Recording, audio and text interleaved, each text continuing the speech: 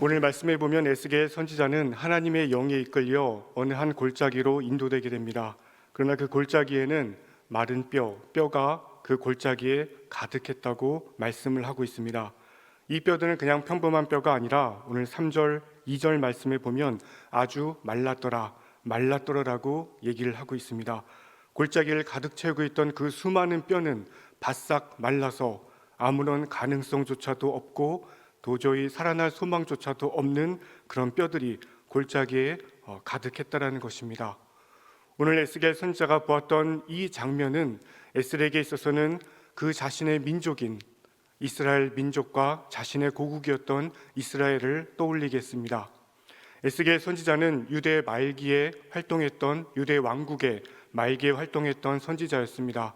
유대 말기에 그 당시 초강대국이었던 바벨론이 이스라엘의 유대 왕국을 침공해서 자신의 나라의 전 국토를 초토화시키고 그렇게 간절히 사모하던 하나님의 성전을 완전히 무너뜨리는 것을 에스겔 선지자는 두 눈으로 똑똑히 봐야 했기 때문에 그 골짜기에 가득했던 그 마른 뼈들은 그 바벨론 왕국의 그 위력 앞에 무기력했던 이스라엘 백성들과 자신의 나라였던 이스라엘을 떠올리게 충분했을 것입니다. 그런데 오늘 하나님께서는 흥미롭게도 이렇게 심히 말라 비틀어져 있는 그런 뼈들을 보고 있는 에스겔에게 이렇게 물으십니다. 3절에 보면 인자야 이 뼈들이 능히 살 수 있겠느냐? 이 뼈들이 능히 살 수 있겠느냐? 아마도 이 질문은 초등학생이 물어도 당연히 살 수 없을 것입니다라고 대답할 것입니다. 그러나 여기 에스겔 선지자는 굉장히 지혜롭습니다. 지혜로워서 이렇게 대답합니다. 3절에 보면 내가 대답하되 주 여호와여 주께서 아시나이다. 주 여호와여 주께서 아시나이다. 에스겔 선지자의 마음은 그랬습니다. 이 마른 뼈들이 살아나는 일은 우리 인간의 영역에 속한 것이 아니라 그 질문의 답은 오직 하나님께만 있습니다. 이 마른 뼈들이 살아나는 것은 오직 하나님께 속한 일입니다. 에스겔 선지자는 이런 고백을 하고 있는 것입니다. 우리는 보통 여러 가지 문제들에 봉착을 할 때에 인간의 방법으로 그것을 해결하다가 많은 낙심과 또 난관에 부딪히게 되는 것들이 많이 또 생기게 됩니다. 마가복음 5장에 보면 12해를 혈루증으로 앓는 여인에 대한 이야기가 등장을 하게 됩니다. 이 여인은 처음에 혈루증에 걸렸을 때 아마도 그런 생각을 했던 것 같습니다. 이 병은 나의 힘으로 또 인간의 힘으로 충분히 고칠 수 있다. 이 여인은 수많은 의사를 찾아갔습니다. 이 의사를 찾아가서 또 돈을 주고 안 되면 저 의사를 찾아가서 돈을 주고 또 안 되면 다른 의사를 찾아서 돈을 줬습니다. 그러나 26절에 보면 이렇게 말씀하십니다. 많은 의사에게 많은 괴로움을 받았고 가진 것도 다 허비하였을 때 아무 효험이 없고 도리어 중하해졌던 차에 이 혈루증 앓는 여인은 인간적인 방법으로 수없이 노력하고 애쓰고 힘을 기울였지만 그 모든 것이 아무런 의미가 없다는 것을 깨닫게 됐습니다. 어느 순간 이 여인은 알게 됩니다. 내게 있는 문제는 우리 인간에게 속한 것이 아니라 오직 하나님께만 그 답이 있다는 것을 이 여인은 알게 되는 것입니다. 그때부터 여인은 오직 하나님만을 바라보게 됩니다. 오직 하나님만을 붙들게 됩니다. 그래서 그 여인은 예수님께서 이 그은에 왔다라는 얘기를 듣고 예수님을 붙들고 간청하지도 않았는데 그 여인은 단지 내가 예수님의 옷깃만 스쳐도 나는 능히 구원을 받으며 내 병은 치료될 수 있다고 믿었습니다. 그래서 이 여인은 그 믿음대로 자신의 문제가 해결되게 되고 온전케 되며 구원을 받게 됩니다. 오늘 본문의 에스겔 선지자는 이 사실을 잘 알고 있었습니다. 자신에게 닥친 이 문제, 자신의 이스라엘 민족에게 닥친 이 문제의 답은 우리 인간에게 있는 것이 아니라 오직 하나님께만 있으며 바로 하나님을 붙들고 그분께 의지할 때만 해결될 수 있다는 사실을 에스겔은 알았다는 것입니다. 그렇다면 하나님께서는 구체적으로 이 마른 뼈들을 살리기 위해서 어떤 방법을 쓰였는지 4절에 그 말씀이 나와 있습니다. 4절 말씀을 보게 되면 너는 이 모든 뼈에게 대언하여 이르기를 너희 마른 뼈들아 여호와의 말씀을 들을지어다 라고 말씀을 하고 있습니다. 오늘 하나님께서는 그렇게 말씀하십니다. 이 바싹 마른 뼈들을 살리기 위해서 어마어마한 노력을 기울이고 애쓰고 수고해야 된다고 말씀하지 않고 있습니다. 많은 돈을 들여야 된다고도 말씀하지 않고 있습니다. 고도의 기술과 인간의 모든 지혜를 동원해야지만이 살 수 있다고도 말씀하지 않으십니다. 하나님께서 말씀하시기는 단지 내 말, 하나님의 말씀을 대언하여 이를지어다. 하나님의 말씀 그 자체가 이 마른 뼈들을 살릴 수 있는 유일한 대안이라고 오늘 본문은 말씀하고 있는 것입니다. 오늘날 과학은 고도로 발달했습니다. TV에서 사람들이 하는 말을 듣게 되면 오늘날 인간에게 불가능한 것은 없는 것처럼 보입니다. 인간은 모든 것을 할 수도 있고 우주도 가고 깊은 심해도 탐험하고 또 하늘도 날아다닙니다. 그러나 인간이 못하는 한 가지가 있습니다. 인간의 기술이 아무리 발달해도 인간은 결코 살아있는 생명을 창조하지는 못합니다. 복제할 수도 있고 약간 바꿀 수도 있지만 절대로 살아있는 생명을 인간은 창조하지 못합니다. 영적인 부분도 마찬가지입니다. 인간이 아무리 노력을 하고 애써도 우리 안에 있는 영혼을 되살리는 일은, 우리 안에 있는 영혼을 살리는 일은 할 수가 없습니다. 기독교 역사상 유명한 마틴 루터라는 사람이 있습니다. 이 마틴 루터가 유명한 이유는 그 중세의 암흑 시대에 로마 카톨릭의 지배하에 있던 그 암흑 시대에 오늘날 우리가 섬기고 있는 이 개신교 교회를 독립시켰던 그 주도적인 역할을 했던 인물이기 때문에 이 마틴 루터는 종교 개혁자로서 굉장히 유명한 인물입니다. 이 마틴 루터는 젊은 시절에 이 영혼이 되살리는 일, 자신의 영적인 생명을 얻는 일에 굉장히 많은 관심을 갖고 있었습니다.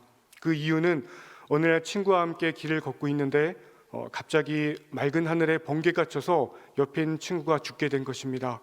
그 모습을 본 루터는 이 세상의 삶이 중요한 것이 아니라 영적인 삶, 내가 죽은 다음에 어디로 갈 것인가, 내 영혼이 살아있는가 그렇지 않는가가 너무도 중요하다는 사실을 깨닫게 됩니다. 그때부터 루터는 수많은 노력을 통해서 내 자신의 영혼을 살리기 위해서 노력합니다.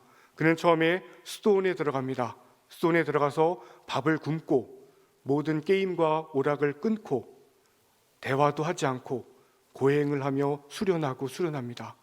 미움이 들면 채찍을 때리고 음식을 보고 식탐이 생기면 역시 또 채찍을 때리면서 고행을 하고 수련합니다.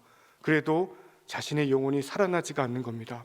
이번에는 공부를 열심히 합니다.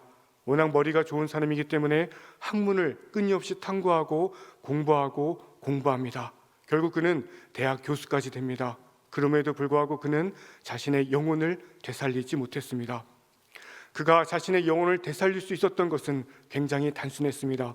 어느 날 그가 성경을 하나 펼쳐서 로마서를 읽는 중에 한 구절에 그 마음에 부딪혔습니다. 로마서 1장 17절을 보면 기록된 바 오직 의인은 믿음으로 말미암아 살리라. 오직 의인은 믿음으로 말미암아 살리라. 이 한 구절이 그의 심장에 부딪혔으며 그때 루터의 영혼은 되살아나게 됩니다. 그의 영혼의 생명이 불어넣어지게 된 것입니다. 베드로전서 1장 23절 말씀을 보면 너희가 거듭난 것은 썩어질 씨로 된 것이 아니요 썩지 아니할 씨로 된 것이니 살아있고 항상 있는 하나님의 말씀으로 되었느니라. 바로 이 말과도 같이 루터는 이 단순한 하나님의 말씀으로 그 영혼이 되살림 받게 됩니다. 이 루터가 일으킨 종교개혁의 중요한 모토가 하나 있습니다. 그가 종교개혁을 일으킬 때 로마 카톨릭으로부터 개신교회를 독립시킬 때 외쳤던 중요한 구호가 있습니다. 그것은 바로 오직 말씀으로라는 말입니다. 그런데 이 말을 우리가 논리적으로 생각해 보게 되면 좀 잘 맞지 않습니다. 왜냐하면 그 당시 종교개혁을 일으켰던 가장 중대한 이유가 무엇인가 하면 로마 카톨릭의 심각한 도덕적 타락이었기 때문에 그렇습니다. 당시 로마 카톨릭은 돈 버는 데만 급급했습니다. 가난한 사람들 돌보고 연약한 사람들을 붙들어 주지 않았습니다. 돈만 긁어 모으고 온갖 부정부패를 다 저질렀습니다. 심지어는 로마 가톨릭의 신부들을 전담으로 상대하는 매춘부가 있을 정도로 그들의 타락은 극심했습니다. 그래서 논리적으로 생각할 때 종교개혁의 모토는 사실 말씀이 아니라 오히려 도덕성을 회복하자, 윤리를 바로 세우자, 이것이 맞을 것입니다. 그러나 루터와 종교개혁자들은 그렇게 하지 않았습니다. 왜냐하면 이들이 이렇게 부패하고 영적으로 죽어간 이유는 도덕성이 회복되지 않았기 때문이 아니라 하나님의 말씀이 그들 가운데 없기 때문이라는 것을 너무나도 잘 알았기 때문입니다. 그래서 종교개혁자들은 그들의 모토로 오직 말씀으로 하는 말을 외치며 이 종교개혁을 일으켰습니다. 오늘 본문을 자세히 보게 되면 하나님께서 이 마른 뼈들에게 생명을 주시는 일 외에 한 가지 일을 더 합니다. 10절에 보면 그런 말씀이 있습니다. 생기가 그들에게 들어가매 그들이 곧 살아나서 일어나 서는데 극히 큰 군대더라는 말을 하고 있습니다. 하나님의 말씀은 단순하게 생명을 얻는 것 외에도 또 한 가지 중요한 일을 합니다. 그것은 무엇인가 하면 그 생명을 얻은 일로 하여금 강인한 그리스도의 군대로 변화시키는 것이 바로 하나님의 말씀의 능력입니다. 성경을 보면 여러 곳에서 그리스도인들을 군인으로 비유하는 말씀들이 굉장히 많이 등장을 합니다.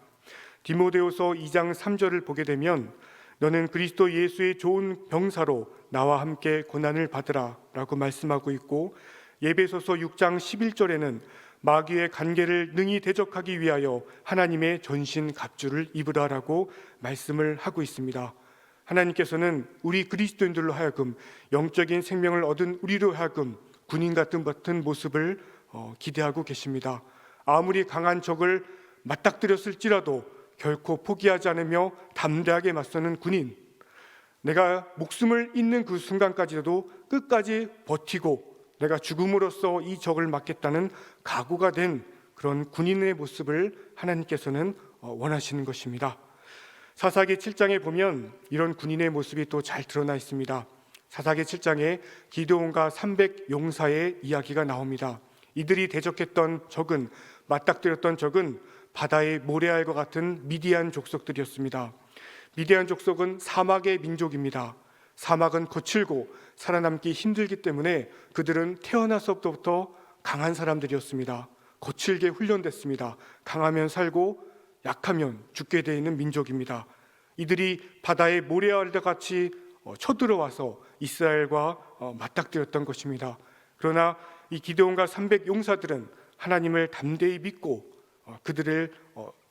그들과 대적하고 그들을 공격해서 이 미디안 족속들을 이겨내었습니다. 이것이 바로 하나님께서 원하시는 그리스도인의 군대의 모습입니다. 고대 세계에도 이런 비슷한 전쟁이 있습니다. 우리가 영화 300으로도 많이 알려진 전투인데, 그리스의 그 중부 쪽을 여행하다 보면 테르모필레 협곡이라는 것이 나오게 됩니다. 이 협곡에서 그리스 스파르타의 300명의 군대와 그 당시 세계를 지배하고 있던, 세계를 장악하고 있었던 페르시아의 약 100만 명의 군대가 대결을 펼치게 됩니다.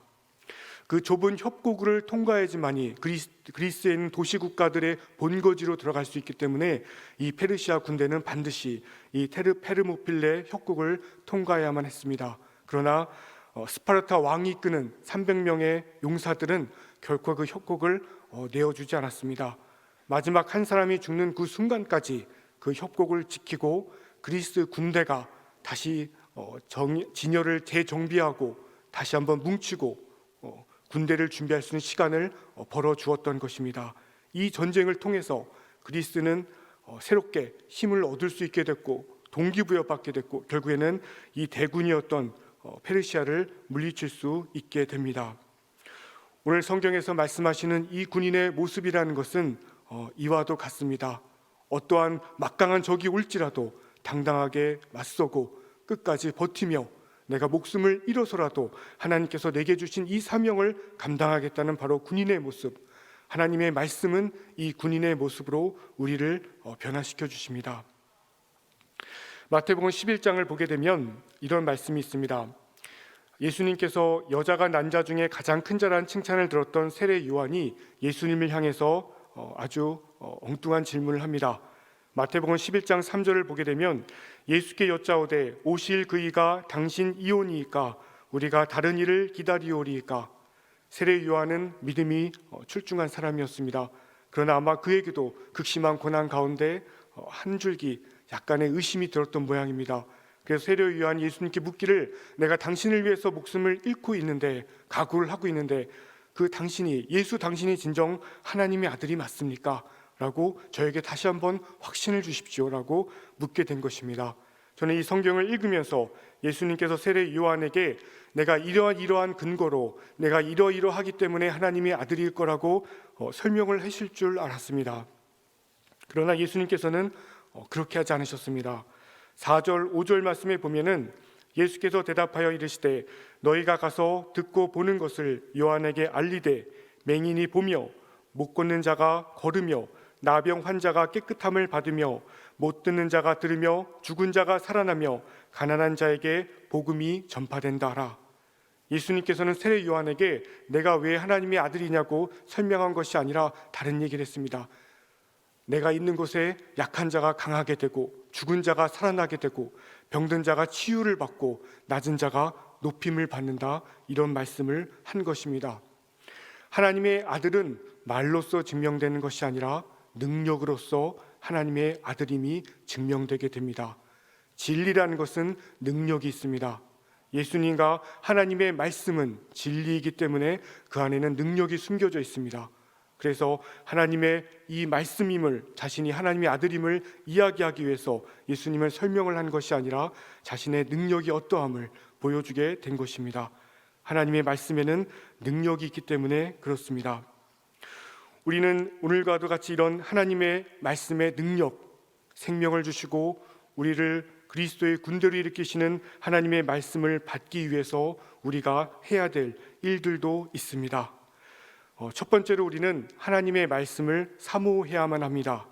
시편 42편 1절 말씀에 보게 되면 하나님이여 사슴이 시냇물을 찾기에 갈급함 같이 내 영혼이 주를 찾기에 갈급하나이다 라는 구절이 있습니다. 여기 있는 사슴은 아무것도 없는 광야를 헤매고 있는 사슴입니다. 이 사슴이 물을 간절히 찾습니다. 물을 찾아야지만이 자기가 살 수 있기 때문에 간절히 사모하면서 물을 찾기 시작한 것입니다. 오늘 하나님께서는 이 시편 말씀에 있는 사슴을 통해서 우리에게 말씀하십니다. 물을 간절히 찾듯이 광야 한가운데 있는 사슴이 먹을 물을 찾듯이 하나님의 말씀을 사모하고 간절히 찾으라고 우리에게 말씀을 하고 있습니다.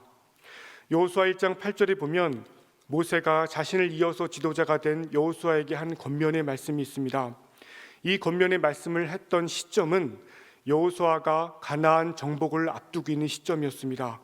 가나안의 그 강한 민족들을 대적해서 일전을 벌여야 되는 그 중요한 순간에 이 말씀을 한 것입니다.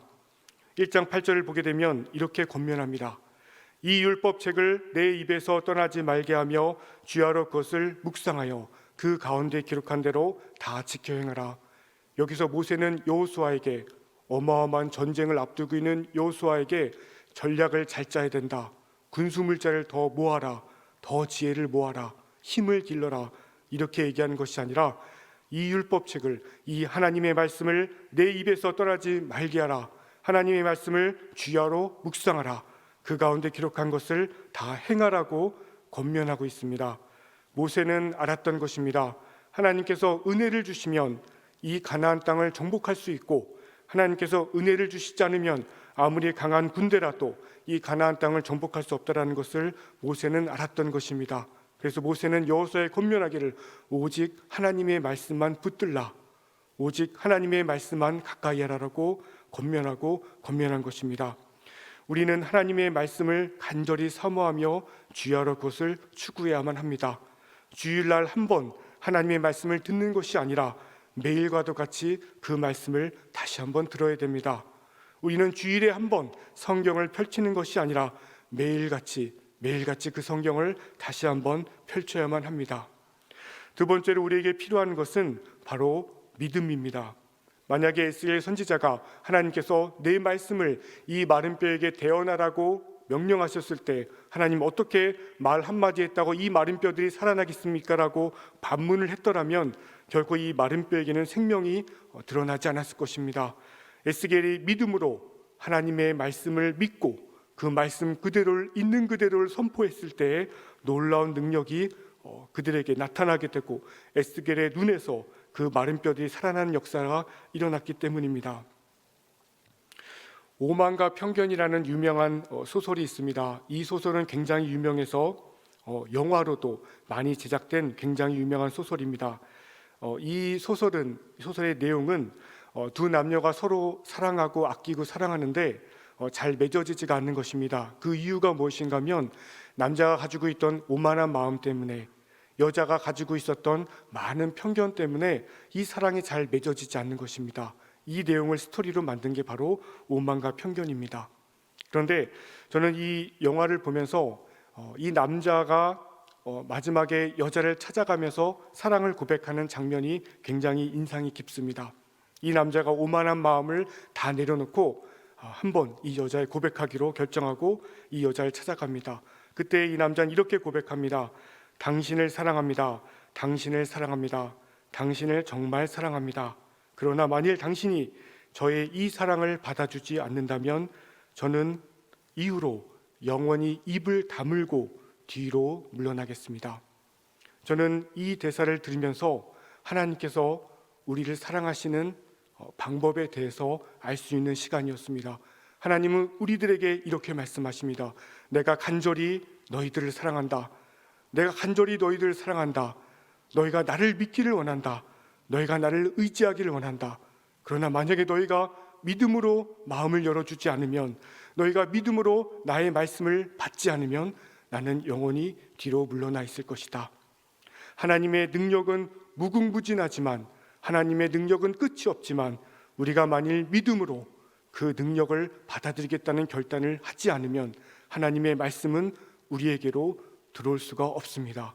하나님의 말씀은 우리 안으로 들어올 수가 없습니다. 우리가 하나님의 말씀을 간절히 사모하고 하나님의 말씀을 온전히 믿고 의탁드릴 때 생명을 주시는 그 말씀, 능력을 주시는 그 말씀이 우리 가운데 이루어지게 되는 것입니다. 오늘 여기 있는 모든 도림의 성도들이 이 하나님의 능력의 말씀을 온전히 받아들이셔서 능력을 경험하시는 분들 될 수 있기를 진심으로 소망드립니다.